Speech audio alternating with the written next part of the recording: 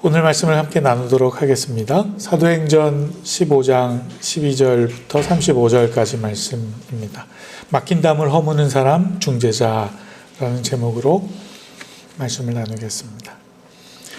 우리가 먼저 보았던 이 15장 1절부터 11절까지 전반부는 교회 내 논쟁에 관한 이야기였습니다.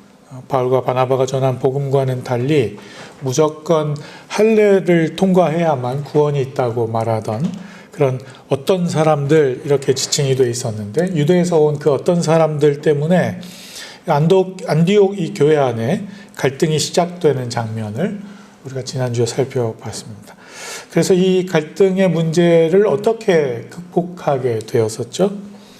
결국 이 논쟁이 서로 조정되기가 쉽지 않은 관계로 예루살렘 회의를 통해서 유대인의 예루살렘 그 회의 안에 참석해서 과연 누구의 말이 옳은가, 은혜로 구원을 얻는다는 이 바울의 말이 옳은지, 아니면 할례까지 완수해야 구원이 있다는 이 유대 교사들의 말이 옳은지 한번 판결을 기다려보자 하는 과정까지 도달하게 되죠.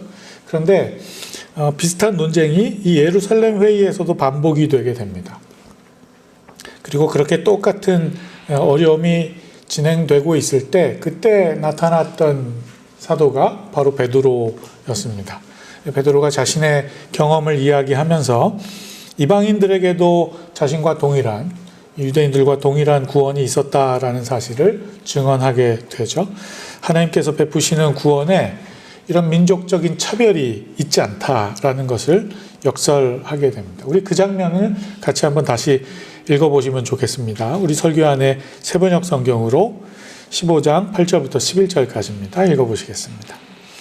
사람의 마음속을 아시는 하나님께서는 우리에게 주신 것과 같이 그들에게도 성령을 주셔서 그들을 인정해 주셨습니다.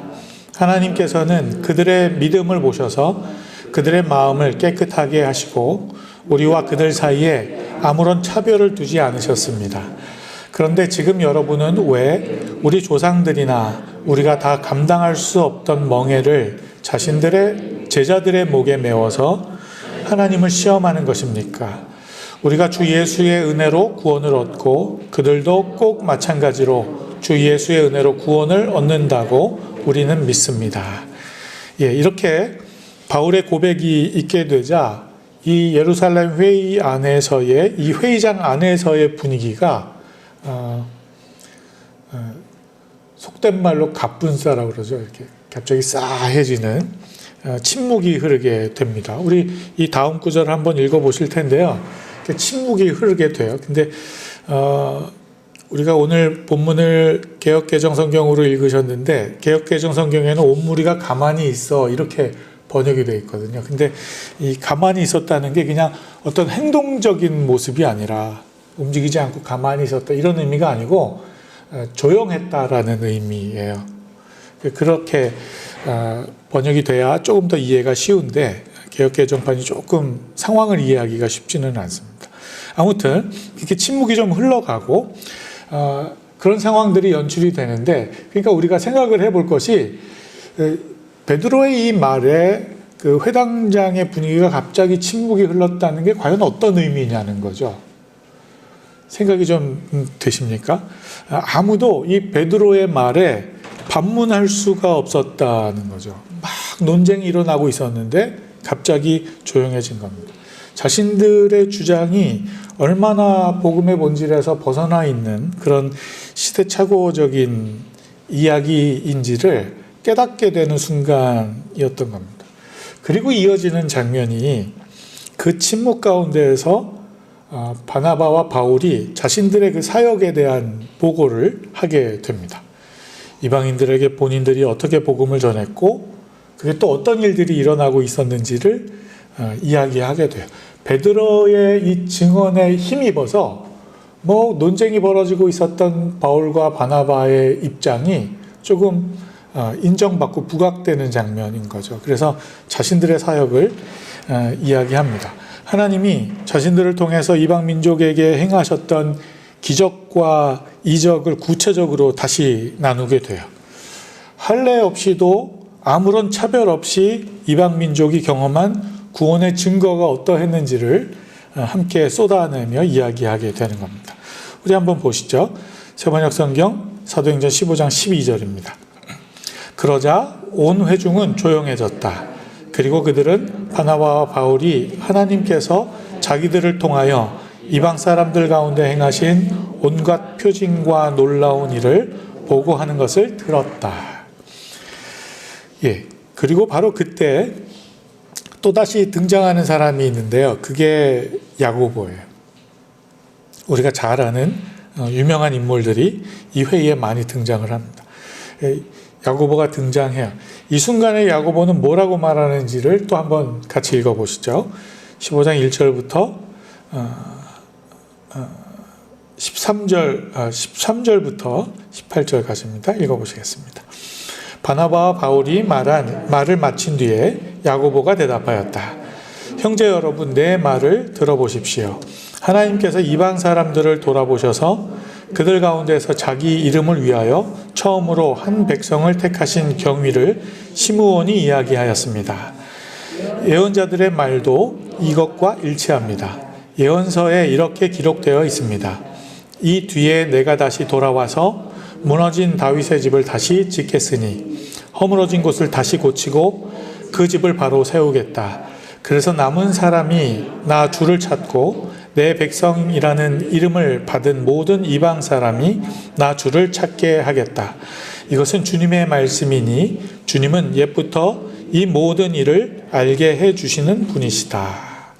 네, 야고보가 한 말입니다. 예루살렘 회의에서 바울과 바나바의 주장이 점점 더 이제 탄탄하게 빌드업되고 있는 것을 보게 되는 거예요. 처음 베드로에 의해서 바나바와 또 바울의 그 자신의 그 사역 보고에 의해서 그리고 또 이어지는 이 야고보의 이 구약 예언서에 하나님께서 이렇게 예언하고 계시다라고 말씀을 증거로 또 이렇게 제시하면서 바울의 입장을 더 곤고히 받쳐주고 있는 거예요.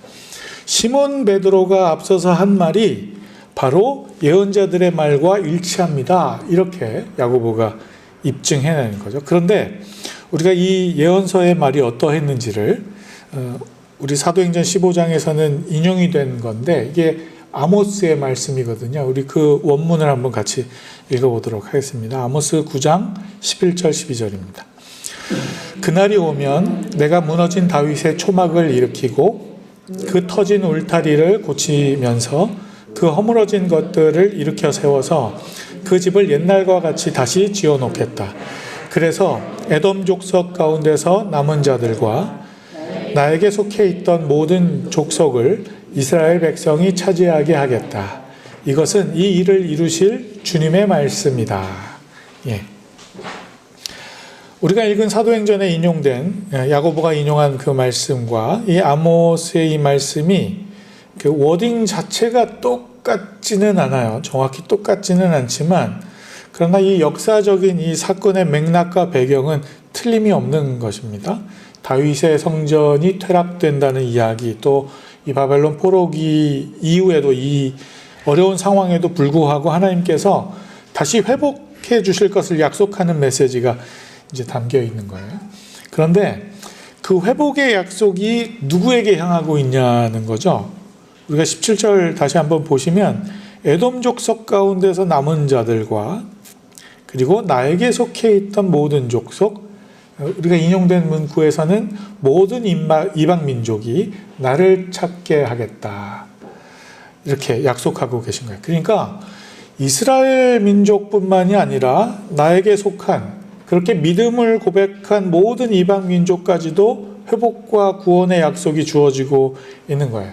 그러니 이방인들이 뭐 할례 받았네 안 받았네 뭐 이렇게 하면서 그 이방인들을 괴롭힐 일이 아니라고 말씀을 이제 입증하고 있는 겁니다. 그런데 다만 우리가 점검해야 하는 일이 있다면 이거 정도는 조금 점검을 해봐야 돼라고 이제 덧붙여서 첨언해서 하는 이야기가 있는데 그게 사도행전 15장 19절부터 21절까지 말씀입니다. 같이 확인해 보시죠. 그러므로 내 판단으로는 하나님께로 돌아오는 이방 사람들을 괴롭히지 말고 다만 그들에게 편지를 보내서 우상에게 바친 더러운 음식과 음행과 목매어 죽인 것과 피를 멀리하라고 하는 것이 좋겠습니다. 예로부터 어느 도시에나 모세를 전하는 사람이 있어서 안식일마다 회당에서 그의 글을 읽고 있습니다. 이제 야고보가 이어서 하는 이야기인데요. 그러니까 야고보가 다만 교육이 필요한 부분이 조금 있다라고 하는 부분이 어떤 부분인지 한번 다시 보세요. 우상에게 바친 더러운 음식을 먹지 말 것. 이걸 한번 확인해야 된다는 거예요. 이게 무슨 이야기입니까? 그러니까 이거는 어떤 음식은 먹어도 되고 어떤 음식은 먹으면 안 돼. 뭐 이런 음식을 선택하는 문제가 아니라, 왜냐하면요, 이걸 그러니까 이 문구에 그냥 묶여버리면 안 되는 게, 우상에게 바친 더러운 음식 먹지 말 것. 그러면 우상에게 음식은 바쳐도 되나? 이렇게 해석할 수 있잖아요. 그러니까 이 말의 뜻은 음식을 어떤 음식 먹냐 마냐 이 문제가 아니라 우상에게 음식 바치는 행위, 그러니까 우상 숭배하지 말라는 의미의 이야기인 거죠. 그래서 우상 숭배하는 일이 없도록 하라는 겁니다. 두 번째가 뭡니까? 음행하지 말 것입니다. 부연 설명이 필요 없는 부분이라고 생각이 됩니다. 가장 기본적인 또 건강한 삶을 위한 도덕을 지켜나가는 그런 문제에 관한 이야기입니다. 세 번째, 목매어 죽인 것과 피를 멀리하라는 겁니다. 그러니까 이 부분은 유대인 그리스도인들에게 거슬리는 음식들, 그 중에서 특별히 피를 멀리하라는 거, 피가 섞인 음식을 먹지 않는 거. 우리가 흔히 지금은 이제 할랄 푸드라고 그래서 이렇게 구분돼서 음식이 많이 이제 시판되기도 하는데, 그러니까 피를 완전히 뺀 음식들, 고기들, 이런 거를 이제 그 모세 율법에 나온 고기를 먹는 그런 기준들이죠. 근데 그 가치는 이제 이 피의 생명이 있기 때문에 피를 먹지 말라 하는 것인데, 근데 제가 선지국을 참 좋아해요.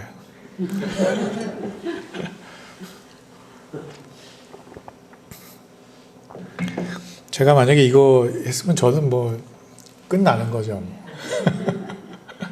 근데 이제 이 의미가 생명을 존중하는 것, 뭐 이런 의미의 이야기인 거죠.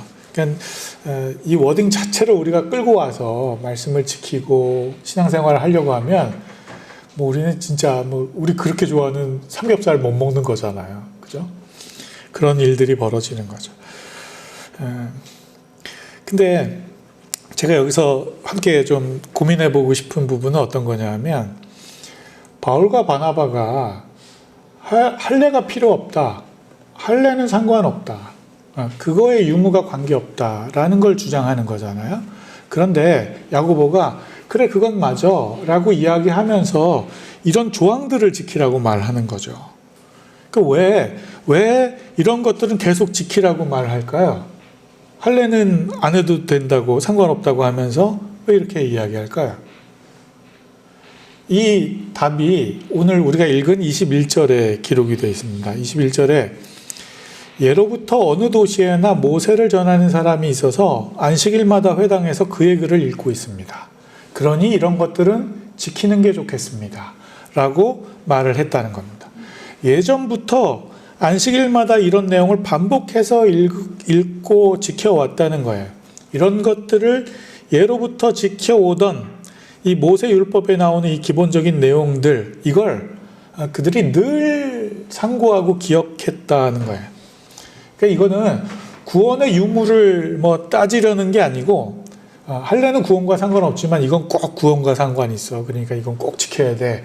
라고 야고보가 이야기하고 있는 게 아니고, 지금 회당에서 현재도 매번 이 말씀을 읽혀지고 있다. 그러니 이건 그냥 생활이라는 거죠. 삶이라는 거죠. 그냥 일상이라는 겁니다. 아주 기본으로 받아들이고 있는 유대인들의 삶이라는 거예요. 그러니 이 부분은 우리가 조금 지키는 게 좋겠다라고 말을 하고 있는 거예요. 다시 이야기하면 이 말이 무슨 의미냐 하면, 우리가 뭔가 어떤 사안이 있어요. 그래서 그 사안의 옳고 그름에 관한 문제를 우리가 명확히 이렇게 드러내서 이건 옳고 저건 그른 거야 라고 이렇게 분명히 상황을 정리한다고 하더라도 그것이 모든 사람들에게 납득되고 또 타당하게 그렇게 받아들여지기 위해서는 일정 기간이 필요한 거죠. 어떤 단계와 과정들이 필요한 겁니다. 뭐 예를 하나 들어보면, 이제 교회니까 교회 상황을 예로 한번 들어보면, 우리 한국 교회 안에서 여성이 목사 안수를 받는 일이 그게 그렇게 얼마 안 됐어요. 한국에서 교회 안에서 여성이 목사가 된다, 이걸 용납하지를 않았던 세월이 엄청납니다. 지금 뭐 복음이 들어온 지가 100년이 넘은 거 아니에요? 얼마 전 110년 가까이 되는 거죠. 근데 여성 안수를 허용을 안 했었어요. 근데 이제 최근에 그게 허용이 되기 시작한 거예요. 아직도 그걸 허용하지 않는 교단이 있어요. 총신 쪽, 이 합동교단이 아직도 헌신 허용을 하지를 않아요. 대부분의 교단이 허용을 하고 있습니다만, 근데 이제 저는 이게 우리나라의 어떤 기본 정서가 남녀 7세 부동석 뭐 이런 이야기 하면서 함께 앉게도 못하고, 초창기에 한국교회 어떤 그 역사 자료들 같은 거 보면 우리 교회랑 비슷하게 이렇게 기역자로 갈라져 있는 교회들, 그래서 한쪽은 여성만 앉고 한쪽은 남성만 앉고 이렇게 예배를 드리면서도 공간을 구분하는 뭐 그런 역사 자료들을 많이 보게 되는데, 뭐 그만큼 성차별이 심각했던 시절이 있던 거죠. 근데 지금은 그렇지 않죠. 이제 좀 바뀌기 시작하는 겁니다. 근데 이게 그만큼의 어떤 사회적인 노력과 과정과 단계가 필요한 겁니다. 아직도 끝나지 않은 부분들이 존재하는 거죠. 근데 그런 문제들은 성경에는 그런 주장이 없어요. 뭐 여성 뭐 안수 뭐 이런 얘기는 없어요. 하면 안 돼 뭐 이런 얘기 없다는 거예요. 근데 우리가 만약에 이 문제를 조금 심각하게, 그러니 지금 죄송합니다, 합동이 지금 그러고 있어서 총신 합동 측은 왜 거기만 그래? 거긴 이단이야. 이렇게 우리가 이야기를 하면 안 된다는 거예요. 그저 함께 공존하면서 좀 갈등이 있지만, 조금 논란이 있지만 함께 공존하면서 의견을 조율해 나가는 과정이 필요하다는 겁니다. 뭐 저는 오래 걸리지 않을 거라고 생각해요. 조만간 이제 합동 측도 허용을 할 거라고 생각을 하는데, 마찬가지입니다. 당시의 교회도, 이 공회도, 예루살렘 교회 공회도 모세의 율법을 읽고 그 율법을 전하는 것이 주류였던 시대라는 거예요. 이 모세 율법이 이게 절대적인 것처럼 느껴지던 시대라는 겁니다. 그러니 그런 그들과 함께 복음을 공유하고 땅끝까지 복음을 증거하려면 함께하는 과정이 필요하다는 거예요. 그들의 이야기를 들어주고 또 그렇게 생명을 나누면서 함께하려는 노력이 필요하다는 것입니다. 이것이 구원의 유무를 따지는 그런 뭐 심각한 문제가 아니라면 함께 해나가야 된다는 겁니다. 지금 내 상황과 내 입장과는 조금 다르더라도 함께 공존하는 자리를 만들어야 한다는 거예요. 그래야 그들에게도 바울의 복음을 공감하게 할 수 있는 그런 기회가 생기는 거죠. 예. 그런 이야기를 야고보가 하고 있는 겁니다. 그래서 우리가 명절 같은 날 믿지 않는 가족들과 함께 하는 자리에서도 그게 뭐 하나님을 부인하거나 배교하는 일이 아니라면 가족 안에서의 풍습과 가족 안에서의 질서를 지켜가는 것, 그렇게 함께하는 것, 그게 필요하다고 말씀을 드리는 거예요. 그래서 명절 때 나는 예수 믿으니까, 난 교회 다니니까 우리 선친들 제사지만 난 절 안 해, 그리고 버틸 것이 아니라 기도하는 마음으로 그 가족 안에서의 질서를 지켜나가는 거, 정말 살아계실 때 건강하십시오 하고 세배드리고 했던, 뭐 살아있는 분한테는 뭐 절해도 되고, 죽으면 그때부터 선친이 갑자기 우상이 됩니까? 그런 게 아니라는 거예요.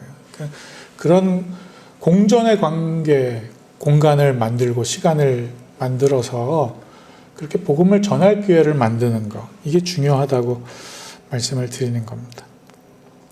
그런 바울의 바울이 이런 이야기들을 하고 있는 장면이 고린도전서 9장 20절에서 23절까지 있습니다. 같이 한번 확인하셨으면 좋겠습니다. 읽어보시죠.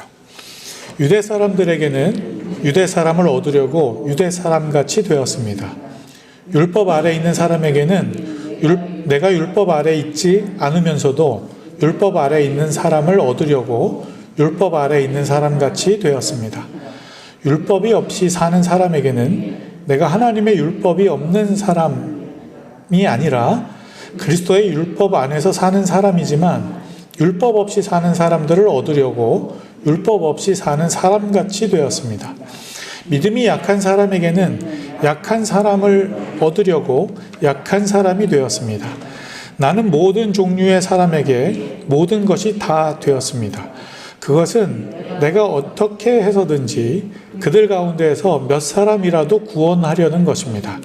나는 복음을 위하여 이 모든 일을 하고 있습니다. 그것은 내가 복음의 복에 동참하기 위함입니다. 바울이 그 이야기하는 거예요.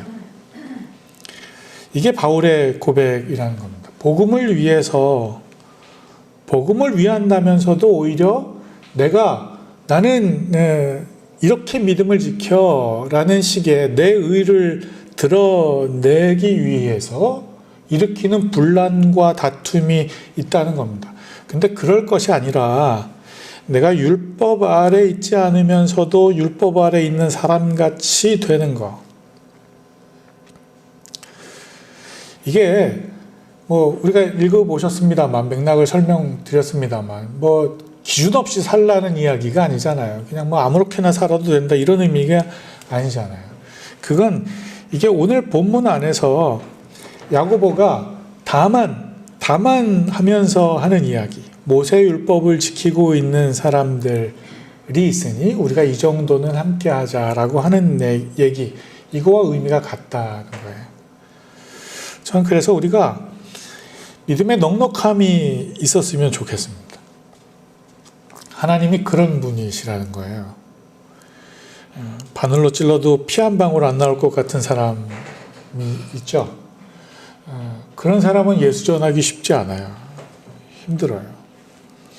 우리가 신앙생활을 그렇게 피 한 방울 안 나올 사람처럼 그렇게 정확하게 그렇게 하기보다는 조금 유하게, 조금 너그럽게, 넉넉하게 우리가 신앙을 우리의 삶으로 그렇게 녹여낼 수 있으면 좋겠습니다. 그게 믿음 생활 잘하는 것이 아니에요. 내가 이거 정확하게 이건 한다. 그런 거. 그런 사람은 주변에 사람들이 없어요. 정확한 건 좋은데 정 안 가는 사람. 내가 죄 때는 결코 안 묻히고 살 거야. 내 구원을 고백하고 내가 하나님 앞에서 구원받은 자로 살아가는데 내 신앙생활 정확히 잘 지켜야지. 그러니 주변에 죄 짓는 사람들 다 멀리하고 마치 무균실에 들어가서 사는 사람처럼 그렇게 신앙생활 할 수 있을까요? 그렇게 하고 싶으십니까? 그렇게 되면 아마도 영원히 안전하게 살 수는 있을 것 같아요. 근데 이웃과 복음을 나눌 기회는 없어지는 겁니다. 타협하라고 말씀드리는 게 결코 아니고 어떤 회색 분자처럼 살아가라고 말하는 게 결코 아니고 내가 율법 아래 있지 않으면서도 율법 아래 있는 사람처럼 율법을 지키는 사람을 한 명이라도 구원 얻기 위해서 그런 정신이 필요하다는 거죠. 모든 악으로부터, 모든 세균으로부터 철저히 분리돼서 안전하게 살아가는 것을 신앙의 목표로 삼을 게 아니라, 그렇죠? 이 코로나 상황에서 우리나라는 지금 안전하니까 다 철통 봉쇄, 중국 못 들어오게 해, 다 못 들어오게 해. 이럴 게 아니라 왜 그걸 교회에서 주장하는지 모르겠어요. 그렇게 아니라 오히려 중재자가 되어야 하는 겁니다. 베드로처럼, 야고보처럼 모두를 아우를 수 있는 그런 넉넉함이 필요하다는 겁니다. 또 그러기 위해서는 복음의 본질이 무엇인지에 대한 분명한 기준도 먼저 갖추고 있어야 되겠죠. 예, 그리고 이제 바울과 바나바는 좋은 결론을 이렇게 얻어서 안디옥으로 돌아오게 됩니다. 그런데 예루살렘 교회에서 바울과 바나바가 안디옥 교회로 돌아오게 될 때 몇 사람을 더 딸려 보내죠. 그게 유다와 실라라고 기록이 되어 있어요. 유다와 실라가 함께 바울의 일행이 돼서 안디옥 교회로 돌아오게 됩니다. 우리 그 내용 함께 같이 읽어보시겠습니다. 세번역 성경 사도행전 15장 22절로 27절까지입니다. 그래서 사도들과 장로들과 온 교회가 대표들을 뽑아서 바울과 바나바와 함께 안디옥으로 보내기로 결정하였다. 그래서 대표로 뽑힌 사람은 신도들 가운데에서 지도자인 바사바라고 하는 유다와 실라였다.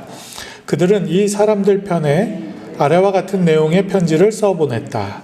형제들인 우리 사도들과 장로들은 안디옥과 시리아와 길리기아의 이방 사람 교우 여러분에게 문안합니다.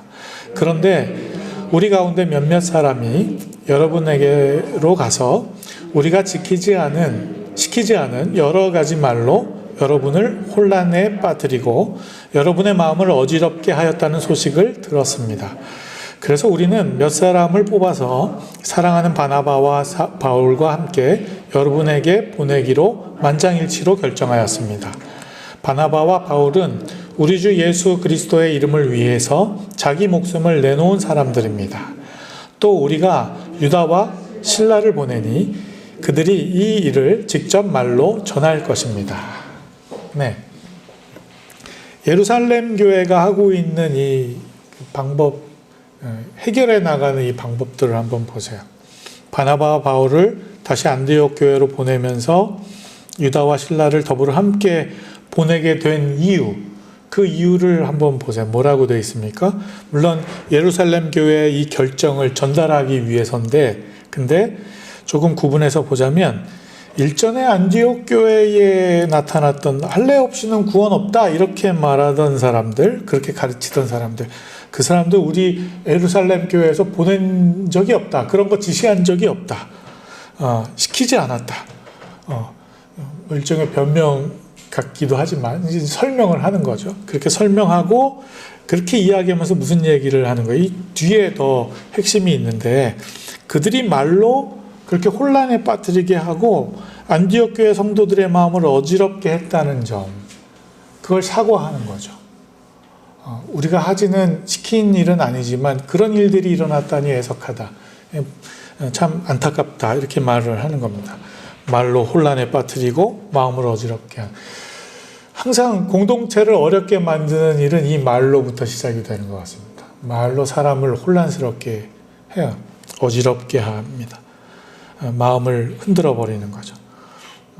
조심해야 되는 부분입니다. 그리고 두 번째, 바나바와 바울은 우리 주 예수 그리스도의 이름을 위해서 자기 목숨을 내놓은 사람들이다, 이렇게 이야기하는 거예요. 그 두 사람이 가서 해야 되는 이야기 중에 한 파트예요. 이렇게 바나바와 바울을 교인들 앞에서 이렇게 다시 세워주는 거죠. 그래서 바나바와 바울의 이 사역이 조금 더 탄탄하게 탄력을 받을 수 있도록 하기 위함입니다. 이게 중재자로서의 교회가 감당해야 되는 임무예요. 어려움이 있을 때, 갈등이 생겼을 때 그것을 중재하는 일들을 어떻게 하느냐, 이런 요소들이 필요하다는 겁니다. 무엇이 옳은지를 예언서를 통해서, 이 아모스의 이 예언서를 통해서 말씀을 기준으로 분별해 줄 수 있어야 되는 겁니다. 그래서 성경을 많이 읽어야 되는 거예요. 성경을 늘 곁에 두셔야 되는 겁니다. 제가 지난 시간에도 이야기를 잠깐 했습니다만 조혜련 씨가 이런 이야기를 했더라고요. 성경을 읽지 않으면 내가 상상하는 하나님을 믿게 된다. 성경을 읽지 않으면 내가 상상하는 하나님을 믿게 된다. 신자들에게 하는 얘기죠. 예수는 믿어요. 신앙생활은 해요. 근데 성경은 안 읽어요. 그냥 설교만 들어요. 그리고 하나님은 어떤 분이실 거야? 이렇게 상상을 하는 거예요. 그러다 보면 내 편의를 따라서 상상 속에 그 하나님을 믿게 된다는 거예요. 근데 그건 성경에서 이야기하고 있는 하나님이 아닐 수 있다는 거죠. 실제 하는 말씀이 기준이 된 하나님을 체험하고 만나실 수 있어야 한다는 겁니다. 그래서 말씀을 기준으로 하는 것입니다. 중재자의 역할 중에 아주 중요한 덕목입니다. 그리고 두 번째는 결론이 났으니 판결문 하나 들려 보낼 수도 있죠. 땅땅땅 예루살렘 교회의 결론은 이거야 라고 보낼 수 있어요. 근데 그게 아니라 유다와 실라를 직접 동행시키는 겁니다. 그래서 상황을 설명하게 하고 눈을 마주보고 함께 이야기하는 겁니다. 감정이 상하지 않도록 진심을 담아서 설명을 할 수 있게 그 과정을 밟는 겁니다. 왜 그렇습니까? 그 안디옥 교회 안에 여전히 바울과 바나바의 입장과는 반대되는 자리에서 함께 논쟁을 벌이던 사람들이 존재하고 있기 때문입니다. 그러니 그런 과정과 노력이 필요하다는 겁니다. 단순히 통보하고 끝날 일이 아니라는 거예요. 직접 찾아가서 그 형제들에게 문안하고 소통하고 나눔을 통해서 해결해 나가는 노력이 필요한 거예요. 그러니까 편지를 보내면서도 우리 교회의 장로와 성도들이 그 교회 안에 길리기아와 안디옥과 그 교회 안에 있는 이방 성도들에게 문안드립니다 하고 편지를 시작하는 것입니다. 왜냐하면 우리가 감정을 가지고 있는 사람들이기 때문입니다.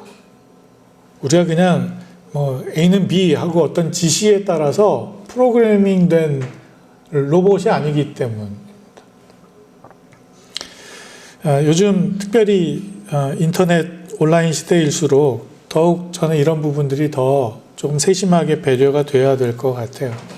손쉽게 편한 방법이 물론 우리의 사회 안에 존재하지만 경우에 따라서는 꼭 얼굴을 맞이하고 그렇게 함께 손을 맞잡고 체온을 좀 느낄 수 있는 그런 나눠야 하는 이야기들이 있기 때문입니다. 이런 일들을 간과해서는 안 될 거예요. 조금 더 우리가 친밀하게 그런 과정들을 좀 만들어 갈 수 있기를 소망을 합니다. 세 번째 마지막으로 하나 더 말씀을 드리자면 자칫 이 논쟁의 과정에서 목회적인 치명상을 받을 수도 있는데 바울과 바나바가 왜냐하면 그 교회 안에서 본인들이 가르쳤던 내용과 다른 내용을 주장했기 때문입니다. 그러니 갈등이 있고 논쟁이 벌어진 거예요. 근데 그 바울과 바나바를 세워주고 격려하는 거죠. 그들은 우리 주 예수 그리스도의 이름을 위해서 자기 목숨을 내놓은 사람들입니다. 이렇게 이 이야기를 직접 예루살렘에서부터 안디옥까지 찾아가서 이야기해 주는 거예요. 성도들 앞에서. 그만큼 저는 이 바울과 바나바가 사람들을 감동시킨 그런 앞뒤가 다르지 않은 사람이었겠구나 짐작이 돼요. 과연 그들이 목숨을 걸고 일을 하고 있구나라는 걸 예루살렘 교회 안에 있는 장로들과 성도들이 확인하고 있는 것이죠. 그래서 오늘 본문을 보면서 저는 마음의 반성이 많이 좀 되었습니다. 나는 과연 목숨을 걸고 예수를 증거하고 있는가 생각을 해보게 됩니다. 사랑하는 성도 여러분, 예수를 목숨 걸고 믿고 계십니까? 그냥 취미생활 하듯이 그냥 사회적인 내가 갖춰야 되는 여러 분야들 가운데 한 종교로 그 많은 종교들 가운데 한 꼭지로 기독교를 선택하고 예수를 믿고 있지는 않으십니까? 우리 자신들을 한번 되돌아봐야 돼요. 내가 열심내고 있는 일들이 어떤 일들인지 한번 살펴봐야 돼요. 목숨 걸고 하고 있는 일들이 과연 어떤 일들인지. 그저 그게 우리의 욕심을 채우기 위한 일들에 우리가 목숨을 걸고 있는 것은 아닌지, 사람을 괴롭게 하고 마음을 혼란케 하는 일들에 우리가 열심을 내고 있지는 않은지, 저는 사람을 살리는 일들, 사람을 다시 숨쉬게 하는 일들, 그런 일들이 우리 가운데서 열심 내는 일들이 되었으면 좋겠습니다. 하나님께서 인정해 주시는 일들. 교회 다니면서 신앙생활은 하는데 성경 지식은 참 엄청나게 많이 있는데 정작 우리의 삶은 말로 사람을 괴롭게 하고 마음을 혼란케 하는 그런 삶을 살아가고 있지는 않은지, 사람을 살리는 일에 목숨을 걸고 살아가실 수 있는 저와 여러분들이 되실 수 있기를 바랍니다. 막힌 담을 허물어내는 교량 역할을 감당하는 삶, 서로의 오해를 풀어내고 의심을 씻어내고 그렇게 서로에게 신뢰를 보내고 기꺼이 먼 길을 달려가서 증인이 되어주는 삶, 그런 중재자 된 삶, 그게 바로 예수 그리스도께서 우리 가운데 오셔서 보여주신, 이 땅 가운데 임재하셔서 보여주신 그런 삶의 모습이 아니겠습니까? 이제 대림절 기간도 다가오고 있는데 주님이 이 땅 가운데 오신 이유가 그냥 그 역사적인 사건이 기억되고 기념되는 것이 아니라 그 의미를 우리의 삶으로 살아가는 그런 노력, 그것이 우리 가운데에서 잊혀지지 않기를 바랍니다. 그런 일들이, 그런 소식들이 우리 삶 속에서도 나타날 수 있게 되기를, 특별히 더욱 힘든 이 팬데믹 상황 속에서 더 많이 들려졌으면 좋겠습니다. 우리 모두가 정말 그런 일에 목숨을 한번 걸어보는 그런 가치 있는 삶 살아가실 수 있기를 예수 그리스도의 이름으로 간절히 축원드립니다. 우리 함께 같이 찬양하십시다. 주는